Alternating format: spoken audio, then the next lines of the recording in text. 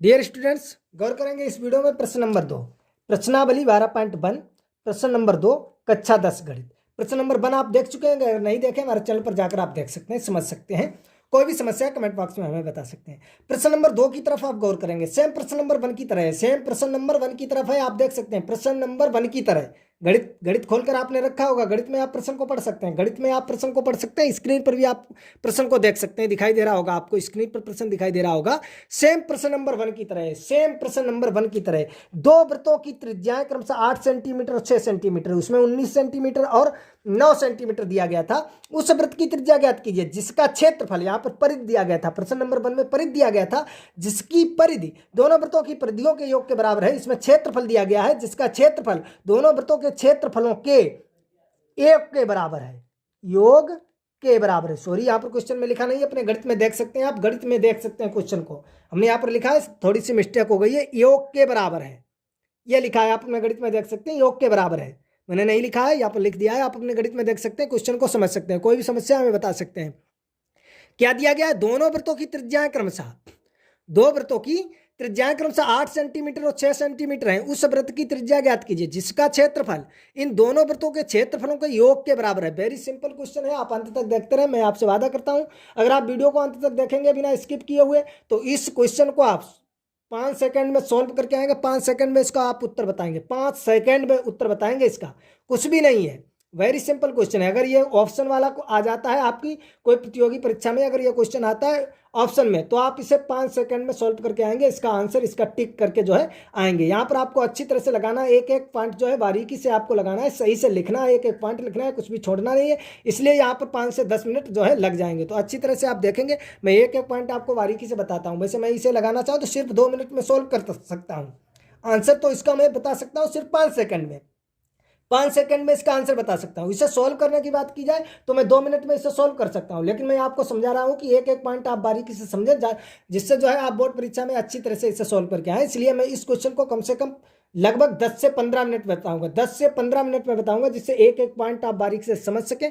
कोई भी समस्या हो आप हमें कमेंट बॉक्स में बता सकें। तो चलिए क्वेश्चन को स्टार्ट करते हैं। पहले वही लिख लेते हैं जो क्वेश्चन नंबर 1 में लिखा था कि पहले वृत्त की त्रिज्या r1 बराबर, दूसरे वृत्त की त्रिज्या r2 बराबर, और माना उस तीसरे वृत्त की त्रिज्या जो है r है। प्रश्नानुसार जो दिया गया क्वेश्चन को सॉल्व कर लेंगे। वेरी सिंपल क्वेश्चन है, देखते जाएं आप अंत तक वीडियो को। तो चलिए क्वेश्चन को स्टार्ट करते हैं।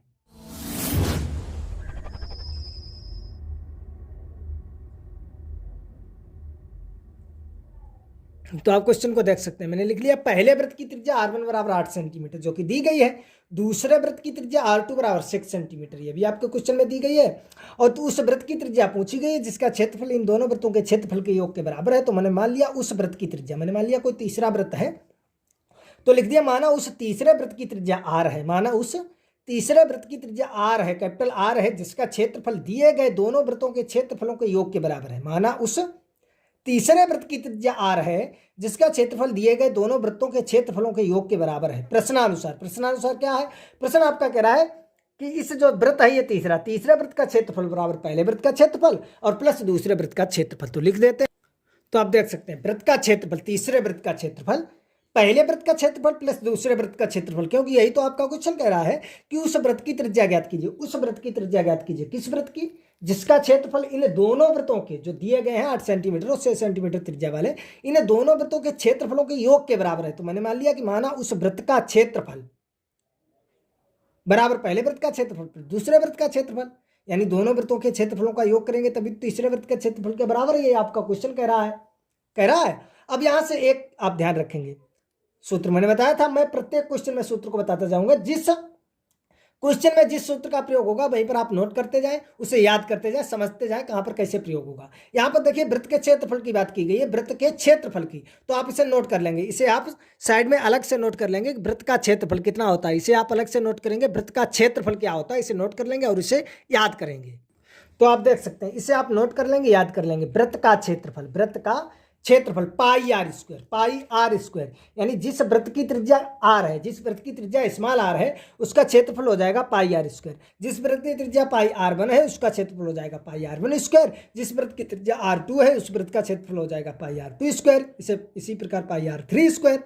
अगर कैपिटल आर है तो पाई और कैपिटल आर स्क्वायर, सही है। तो पाई आर स्क्वायर आपको याद रखना है कि कोई आपका वृत्त है जिसकी त्रिज्या स्मॉल आर है तो उसका क्षेत्रफल होता है पाई आर स्क्वायर। ये वृत्त का क्षेत्रफल यानी सूत्र होता है, वृत्त का क्षेत्रफल ए बराबर एरिया जिसे कहते हैं, तो वृत्त का क्षेत्रफल कितना होता है, पाई आर स्क्वायर, आपको याद है। तो बस यही आप यहाँ पर करेंगे। देखिए तीसरे वृत्त का क्षेत्रफल यदि हम यहाँ से निकालें तो ये हो जाएगा पाई और तीसरे वृत्त की त्रिज्या हमने मानी कैपिटल आर स्क्वायर बराबर ये आपका हो जाएगा पाई R1 स्क्वायर प्लस ये आपका हो जाएगा पाई R2 स्क्वायर, सही है। तो ये तो आपका हो गया पाई आर स्क्वायर, यहाँ से आप लेंगे पाई को कॉमन तो ये हो जाएगा R1 स्क्वायर और प्लस R2 स्क्वायर, पाई से पाई कट जाएगा, आप देख रहे हैं पाई से पाई को जो है हम काट देंगे।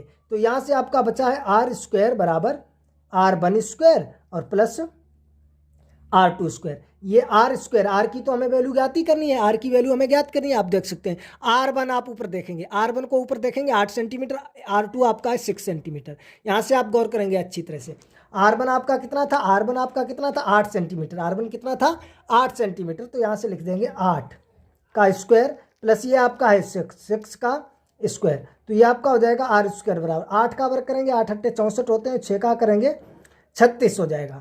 तो ये आर स्क्वायर बराबर इन्हें जोड़ेंगे, आप जोड़कर देख लीजिए ये आपका 100 हो जाएगा, आर स्क्वायर बराबर आपका 100 हो जाएगा, आर बराबर आपका अंडर रूट 100 हो जाएगा। आर बराबर यदि हम यहाँ से निकालना चाहें तो प्लस माइनस 10 निकलेगा, लेकिन हम प्लस का 10 लेंगे, क्यों लेंगे, क्योंकि त्रिज्या आपकी है क्या, दूरी है। आप देख सकते हैं केंद्र से परिधि तक के मिलाने वाली रेखा को हम त्रिज्या कहते हैं, केंद्र से वृत्त के केंद्र से परिधि तक के बीच की दूरी को त्रिज्या कहते हैं, दूरी को।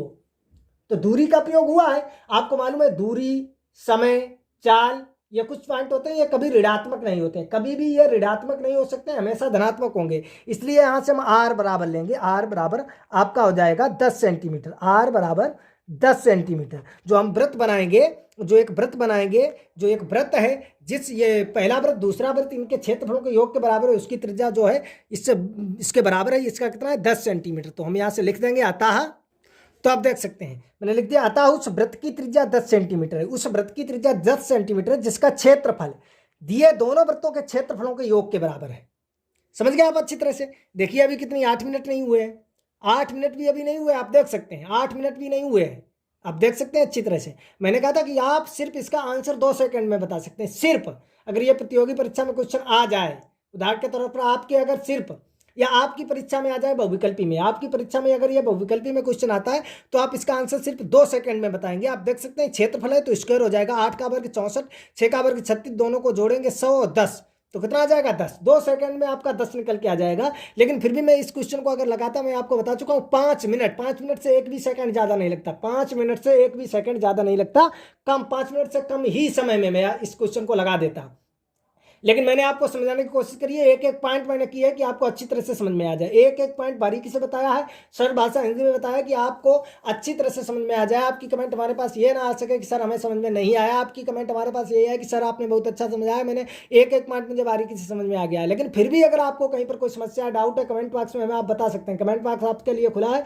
अगर कहीं पर भी किसी प्रकार की आप समस्या है तो आप हमें कमेंट बॉक्स में तुरंत बता सकते हैं, मैं आपको इसी क्वेश्चन को पुनः समझाने की कोशिश करूंगा। वैसे मैंने पूरी कोशिश की है कि एक एक पॉइंट आपको बारीकी से समझ में आ गया होगा। अगर समझ में आ गया तो वीडियो को लाइक करें, कमेंट करें, हमारे चैनल को सब्सक्राइब कर बेल आइकन अवश्य दबाएं, जिससे हम कोई वीडियो अपलोड करेंगे आपके पास तुरंत नोटिफिकेशन पहुंच जाएगा और आप उसे तत्काल देख सकेंगे। तो चलिए मिलेंगे अगले वीडियो में प्रश्न नंबर 3 के साथ, तब तक जुड़े रहें हमारे साथ, देखते रहें हमारे वीडियो को प्रतिदिन। और कोई भी समस्या हो, किसी प्रकार की समस्या तो कमेंट बॉक्स में हमें बताते रहें, हम आपको पुनः समझाने की कोशिश करेंगे। तो चलिए मिलेंगे अगले वीडियो में प्रश्न नंबर 3 के साथ।